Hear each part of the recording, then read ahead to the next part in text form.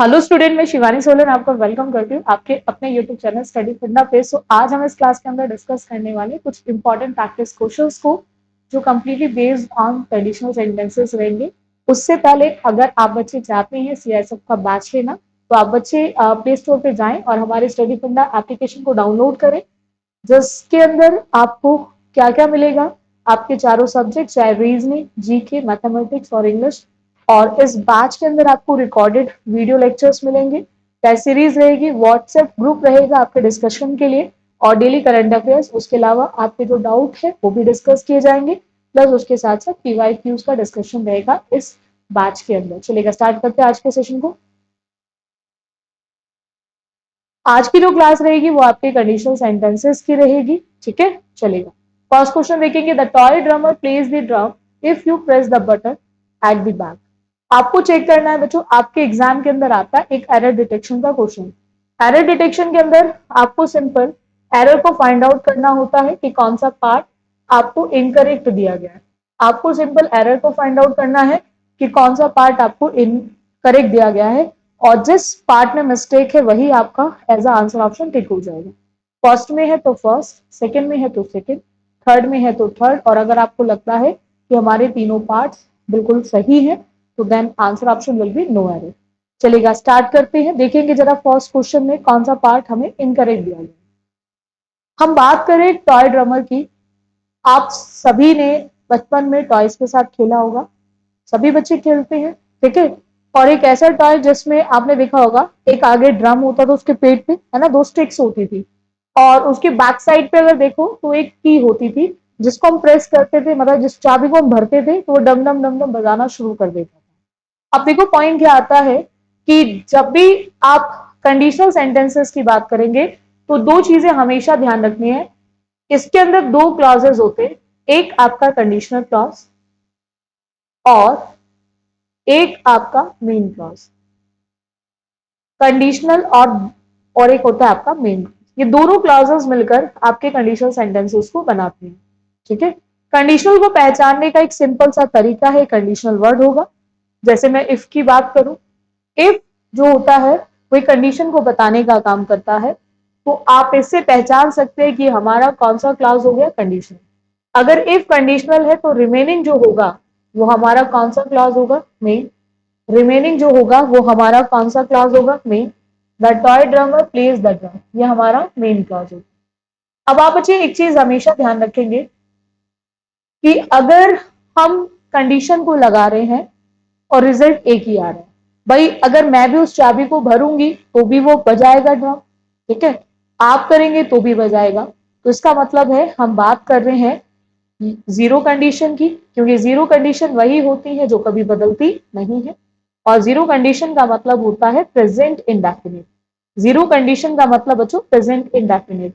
और आप बच्चे ध्यान रखेंगे जब भी आप प्रेजेंट इंडेफिनिट की बात करेंगे तो उस केस में अगर सेंटेंस आपको अफर्मेटिव दिया गया है, अगर सेंटेंस आपको अफर्मेटिव दिया गया बच्चों, तो वहां पे आपको सिंगुलर सब्जेक्ट के साथ यूज करना है वर्ब की फर्स्ट फॉर्म में एस और यस, और प्लूरल सब्जेक्ट के साथ आपको यूज करना है वर्ब की फर्स्ट फॉर्म। प्लूरल सब्जेक्ट के साथ यूज करना है वर्ब की फर्स्ट फॉर्म। सिंगुलर के साथ वर्ब की फर्स्ट फॉर्म में एस और यस, और प्लूरल के साथ वर्ब की फर्स्ट फॉर्म। अब यहाँ पे ड्रमर कितने हैं, एक, तो प्ले में एस, ठीक है। और यू की बात करें, यू कैसा सब्जेक्ट है, प्लूरल, तो प्लूरल के साथ हमें प्रेस बिल्कुल ठीक दिया गया, ठीक है। तो इसीलिए इसका आंसर ऑप्शन क्या हो जाएगा हमारा, नो एरर। इसीलिए इसका आंसर ऑप्शन क्या हो जाएगा हमारा, नो एरर। चलेगा next step. When the weather is hot I will like to eat ice cream. ये बात बिल्कुल फैक्ट है, ये सभी को पता होती है। हम जो खाते हैं वो मौसम के हिसाब से खाते हैं, सर्दी होती है तो गर्म खाते हैं, गर्मी होती है तो ठंडा खाते हैं। जब वेदर कैसा है हॉट तो हम किस तरह की चीजें खाते हैं, ठंडी, ठीक है। तो ये भी ऐसा केस है जो बदल नहीं सकता, और बदल नहीं सकता तो क्या हम विल का यूज करेंगे, तो आपको ध्यान रखना है हम इसमें कभी भी फ्यूचर का यूज नहीं करेंगे। हम कभी भी फ्यूचर का यूज नहीं करेंगे। फ्यूचर वहां जहां चीजें बदल रही हैं, जहां चीजें बदल ही नहीं रही है वहां पे कभी फ्यूचर का यूज नहीं होगा, चाहे आपका कंडीशनल हो या फिर आपका मेन हो। तो अब आपको ध्यान रखना है यहाँ पे अगर विल नहीं आएगा तो शैल भी नहीं आएगा और शुड भी नहीं आएगा। लाइक्ड की बच्चों बात करें, लाइक्ड का मतलब वर्ब की कौन सी फॉर्म होती है बच्चों? सेकेंड। सेकेंड फॉर्म का मतलब होता है पास्ट टेंस। हम यहाँ पे पास्ट को भी यूज नहीं करेंगे, हम सिर्फ यूज करेंगे प्रेजेंट। और आई जो होता है वो प्रेजेंट इंडेफिनिट में प्लूरल सब्जेक्ट का काम करता है, तो इसीलिए हमें लिखना पड़ेगा लाइक। और उसी के बेसिस पे जो हमारा करेक्ट आंसर ऑप्शन है वो थर्ड हो जाएगा। चलेगा नेक्स्ट आप में, he won't come to the party unless you dash him personally। ठीक है, you dash him personally। ये जो want है ये किसके लिए है? ये will not के लिए है। किसके लिए है? will not। ठीक है, unless भी बच्चों एक कंडीशन का काम करता है, यानी कि भी एक कंडीशनल वर्ड है। और जहां unless आ रहा है, जहां unless आ रहा है वो आपका क्लॉज कंडीशनल क्लॉज होगा। ठीक है, अब देखो यहाँ पे दो चीजें आप बच्चे ध्यान रखेंगे। ठीक है, कि अगर हम रिमेनिंग क्लॉज की बात करें तो ये हमें कौन से उसमें दे रखा है? मेन क्लॉज में। अब यहाँ तो रिजल्ट बदल सकता है ना, अब जरूरी तो नहीं है। कुछ ऐसे लोग होते हैं जिनको आप बस बोल दो तो भी आ जाते हैं, कुछ ऐसे होते हैं उनको पर्सनल उनके घर जाके बोलो तो पार्टी में आएंगे, अदरवाइज नहीं आएंगे, मुंह बना के बैठे रहेंगे। तो यहाँ result person to person change होगा। तो इसीलिए हमें यहाँ पे यूज करनी पड़ेगी बच्चों कौन सी कंडीशन? Condition first. कौन सी कंडीशन यूज करनी पड़ेगी बच्चों? Condition first.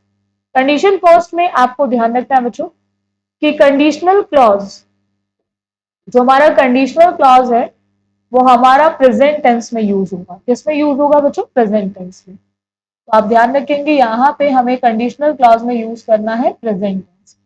ठीक है, और अभी प्रेजेंट टेंस में हम पढ़कर आए कि हम क्या क्या यूज करेंगे। सेंटेंस अफर्मेटिव है तो हमें वहां पे यूज करना है अफर्मेटिव सेंटेंसेस के अंदर सिंगुलर सब्जेक्ट के साथ V1 में एसोरियस अगर सब्जेक्ट हमारा सिंगुलर है, और प्लूरल सब्जेक्ट के साथ V1 अगर हमारा सब्जेक्ट कैसा है बच्चों? ठीक है, ये मैंने पूरा इस बैच के अंदर पूरा डिटेल में कराया हुआ है टॉपिक।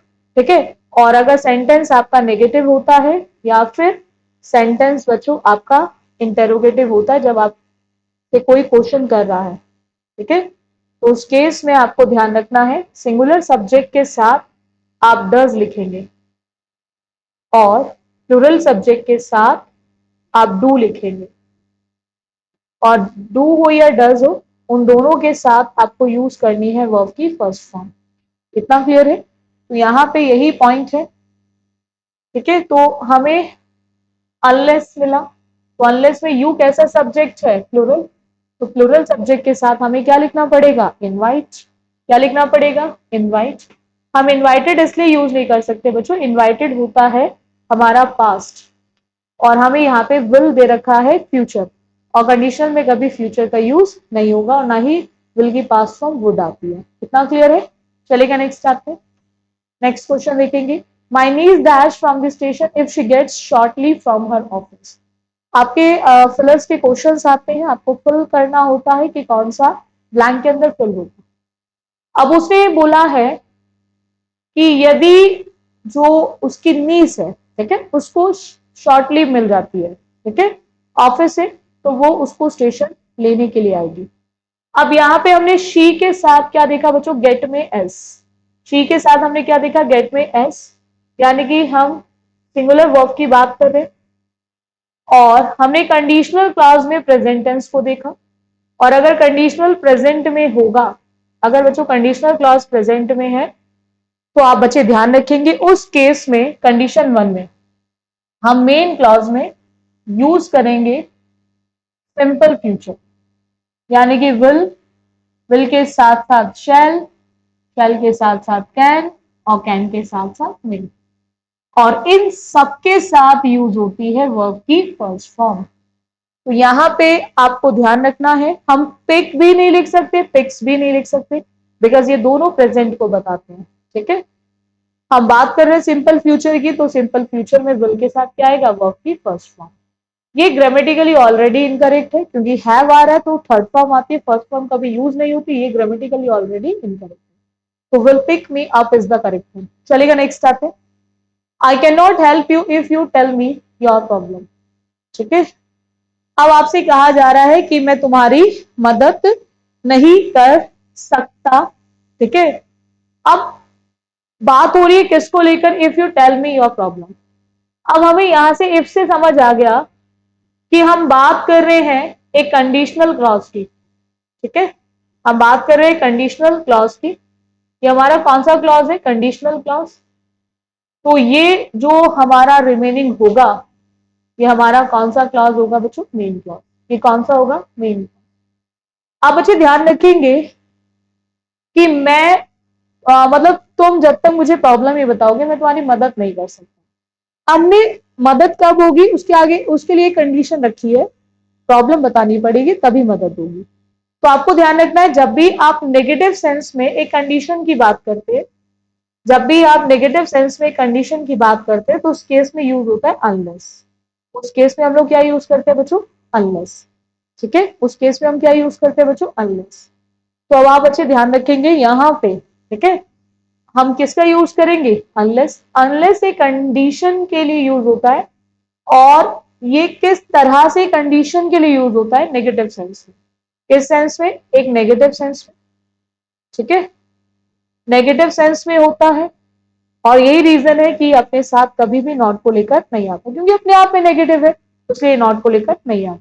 और लेकिन बस ये वहां आता है जहां हम बात करते हैं किसकी, कंडीशन की, ठीक है। तो यहाँ पे आप इफ नहीं, हम यहाँ पे किसका यूज करेंगे, अनलेस। किसका यूज करेंगे बच्चों, अनलेस।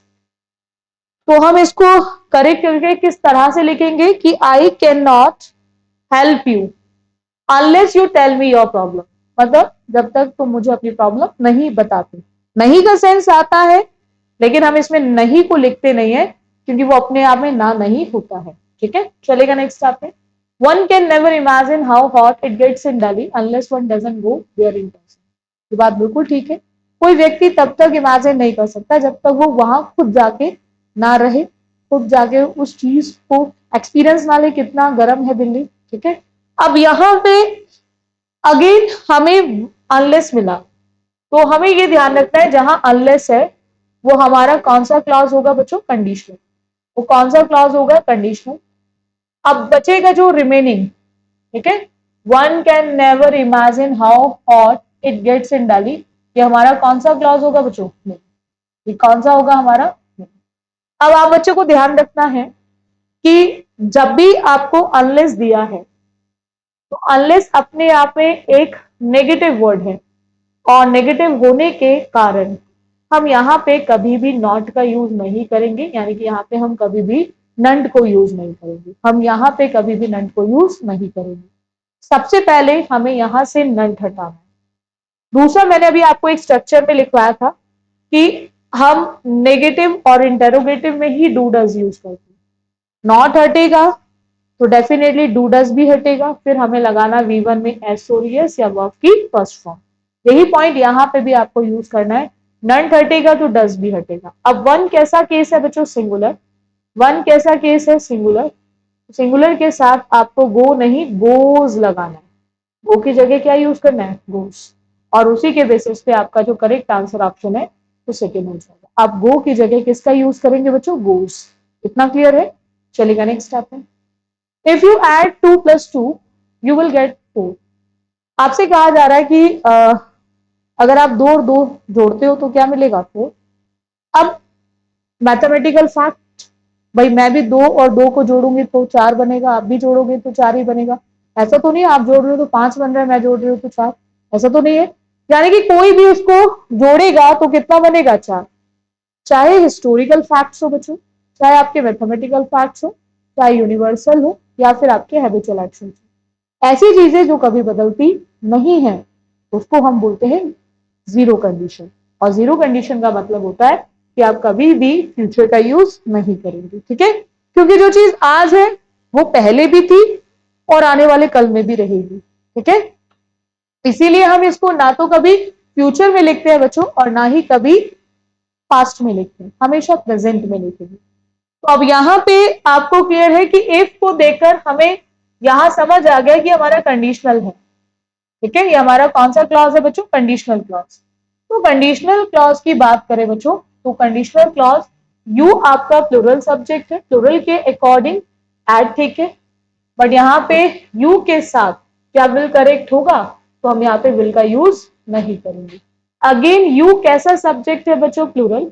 और जब प्लूरल की बात करेंगे तो यहाँ पे हमें यूज करना है वर्ब की फर्स्ट फॉर्म, और उसी के बेसिस पे हमारा जो करेक्ट आंसर ऑप्शन है वो हो जाएगा सेकंड। क्योंकि बच्चों जिस पार्ट में मिस्टेक होती है वही हमारा आंसर ऑप्शन बनता है, जो भी पार्ट गलत है वही हमारा आंसर ऑप्शन बनेगा। चलेगा। आई होप आप बच्चों को ये पॉइंट क्लियर हो गया होगा। If you will pour oil into water it floats. ये चीज आपने कई बार बचपन में भी करी होगी, बाय मिस्टेक हो गई होगी, इंटेंशनली या अनइंटेंशनली, जैसे भी करा हो, जानबूझ के किया हो या जानबूझ के नहीं भी किया हो। आप कभी कभी देखते हो पानी में तेल गिर जाता है ना, तो वो तैरता है, कभी डूबता नहीं है, हमेशा तैरता रहता है। तो इसके पीछे साइंटिफिक रीजन आपको पता ही होगा, है ना, डेंसिटी वाला जो केस होता है। ठीक है, अब यहाँ पे इफ को देकर हमें क्लियर है कि हमारा क्या है, कंडीशनल क्लॉज। ये हमारा क्या है? Conditional clause. तो डेफिनेटली ये हमारा रिमेनिंग जो होगा ये कौन सा क्लॉज होगा? मेन। तो जब भी जो चीजें बदल नहीं सकती, तो चाहे कंडीशनल हो या फिर मेन हो, हम लिखेंगे तो प्रेजेंट में ना। तो हमें सबसे पहले यहां से क्या हटाना है बच्चों? विल। सबसे पहले क्या हटाना है? विल। अगर मैं यू की बच्चों बात करूं तो यू कैसा सब्जेक्ट है? प्लूरल। और जब प्लूरल सब्जेक्ट की बात करेंगे तो यहाँ पे हम वी विल लिखेंगे, ये बिल्कुल ठीक है। बस हमें यहां से क्या ऑमिट करना है? विल। हम क्या हटाएंगे बच्चों? विल। तो विल को हटा के हमारा जो करेक्ट आंसर ऑप्शन है वो बन जाएगा फर्स्ट, क्योंकि इट सिंगुलर है और सिंगुलर के साथ ऑलरेडी हमें एस दिया हुआ है, जो बिल्कुल सही है, उसमें कोई मिस्टेक हमारी नहीं है। चलेगा नेक्स्ट आते। The plant will die unless you will water it every day. बात बिल्कुल ठीक है, मर जाएंगे अगर आप उनको रोज पानी नहीं दोगे। अब जब तक आप उनको रोज पानी नहीं दोगे तो क्या होगा? मर जाएंगे। अब यहाँ पे बात हो रही है अनलेस को लेकर। हम अनलेस से पहचान सकते हैं हमारा कंडीशनल। हमने व्हेन देखा कंडीशनल का काम करता है, अनलेस देखा, इफ देखा, और हम इन्हीं से हम कंडीशनल क्लॉज को पहचान सकते हैं। ये हमारा क्या है? Conditional clause. इसमें और भी कंडीशनल वर्ड्स है जो मैं इस बैच के अंदर मैंने पूरा कंडीशनल सेंटेंसेस को डिटेल में पढ़ाया हुआ है कि कौन कौन से कंडीशनल वर्ड्स और होते हैं जो इनके जगह यूज होते हैं। अब यहाँ पे आपको ध्यान रखना है कि ये जो रिमेनिंग होगा ये बच्चों हमारा कौन सा होगा? Main clause. ये बच्चों कौन सा होगा? हमारा मेन क्लॉज। अब आप बच्चे ध्यान रखेंगे कि ये जो बच्चों यू है, जो ये यू है, यू कैसा सब्जेक्ट है? प्लूरल। अब सबसे पहले तो हमें अनलेस को देख के विल हटाना है। हमें अनलेस को देख के क्या हटाना है? विल। विल हटेगा। अब प्लूरल के साथ वाटर में वाटर्स होगा तो नहीं होगा, क्योंकि प्लूरल के साथ तो वर्ब की फर्स्ट फॉर्म आती है। तो बस हमें क्या करना है, यहाँ पे यू विल वाटर की जगह यू वाटर लिखना है, और उसी के बेसिस पे हमें आंसर ऑप्शन लगा देना है फर्स्ट। उसी के बेसिस पे हमें आंसर ऑप्शन क्या लगा देना है बच्चों? फर्स्ट। तो यू वाटर, यू वाटर। इतना क्लियर है? चलेगा next chapter. If you dash a letter of introduction I will consider your request.